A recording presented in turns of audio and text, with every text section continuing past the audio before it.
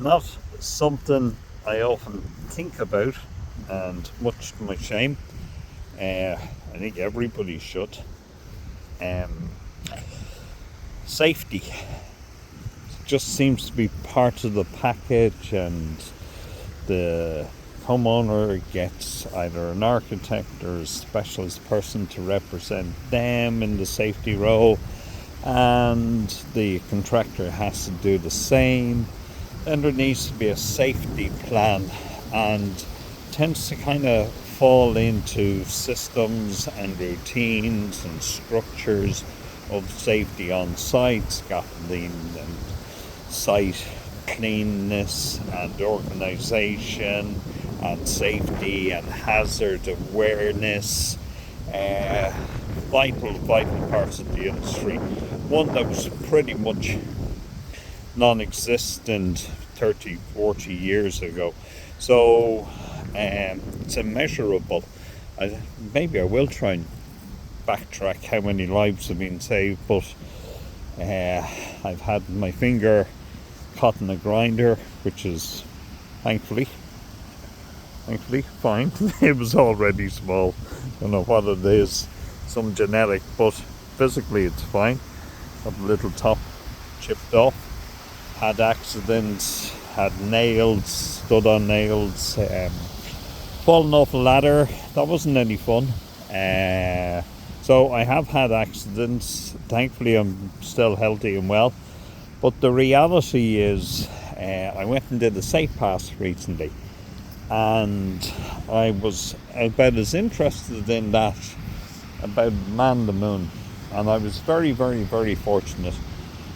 The man who gave the safety class was a class act, lovely guy, highly intelligent guy, had been, I think he was an electrician, and he worked in England, became best buddies with a couple of Scottish guys. They were out in sight. Guys were doing sewerage work and they were doing excavation work, and all of a sudden these poor men, their poor families died. They were exposed to gas in confined space and they died of carbon, and your heart wrenches. And it's those neurological anchoring stories that shock people in. And I was very, very lucky. I did the graduate diploma in Trinity in engineering, in project management in the engineering department, and I'm very grateful to the director who let me in. So that was a good long time ago, but back then what we used to do was the training course was unbelievable. Used to sit you down and go over regulations, go over rules, but the hardest part of any class I've ever done in my life was the man was an utter genius, and he had, this is before digitalization, this is before websites, emails, this would have been the early 90s, and he had photo albums, hard copy photo albums, in which he had taken pictures of accidents, taken pictures with people's consent, taken pictures of disasters waiting to happen on the building site, and it hardwired me. The shock of that absolutely hardwired me, to see poor people being put at risk like that. Mad stuff, where vents and openings for services were plasterboard had been put over it. So if some poor devil, male or female, had walked over that, they would have fallen down.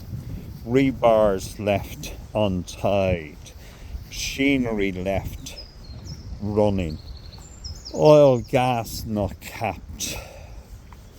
You actually think about it. My uncle was an electrician in the States, and I used to think he was he was one of my favourite people in the world. He was great fun, a great guy. But I used to think he was absolutely, completely and utterly nuts, because he used to tell me that they were constantly offering him promotions and he had no interest in it.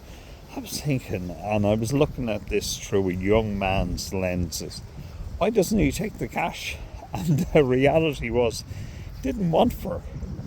He lived in a nice home, he lived in a nice neighbourhood, his kids were getting well educated, and he knew something I didn't know, that extra money came with a huge price of stress, and part of that stress was the safety and taking care of a team. And when he first joined that crew, there was a big guy from the Dominican and he became best buddies with him. But every time he went to do something, the guy would get his hand and tap his shoulder, and everybody in the crew would tap each other's shoulders. And that was when they were going to do anything. That was to neurologically anchor, check the breakers off. Don't get up any poles, don't do anything, check that the feed is off. And he said twice in his life he went where people told him the feed was off and it was actually on, and both times he said you just don't know, but that of taking his life. So and happily it didn't. Happily he lived a long happy life. He retired to Florida. He got a bit of sunshine back in his bones from the rugged mountains of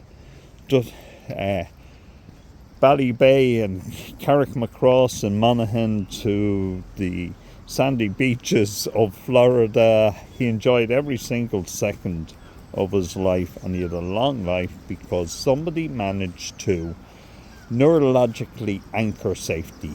And training programs are great and people do good, but slides need to be anchoring, and they need to cause leverage, and they need to actually impact people's perceptions and values and systems for them to work. Otherwise, it's just a card.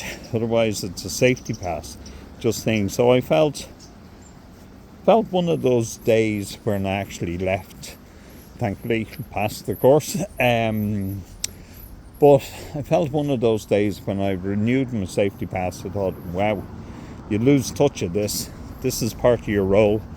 This is part of your remit. Maybe not directly, but it's part of everybody's remit in a building site. So I felt very, very, very enriched and privileged by it, and very grateful.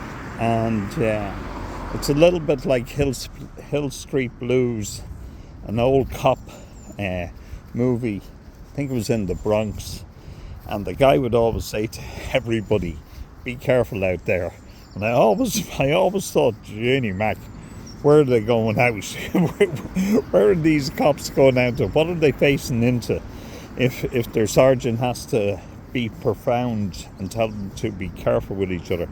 But the reality, there's just as much dangers on a building site as there is in a lot of other day-to-day activities. So safety has to be number one. Comes at a cost that are usually assumed by the contractor in the PC sums. Homeowners usually don't give it a second thought. And subcontractors may or may not, depending upon their disposition, but it is an onerous task that needs, in reality, to be shared by everybody. Just a few thoughts. Thanks very much for sharing time. Hope all's good. If I can help in any way, give me a call. And I think we all need to look after ourselves on building sites. Just trying to think. I've not really had any accidents, and even when I was a contractor, I used to tell the guys, to slow down when I was gone. Slow down because I just knew that they would anyway. Human nature being what it was. So they might as well work slowly, which they were going to, and they might as well work safety and instill it in us. Okay, thanks folks. Talk to you. Bye.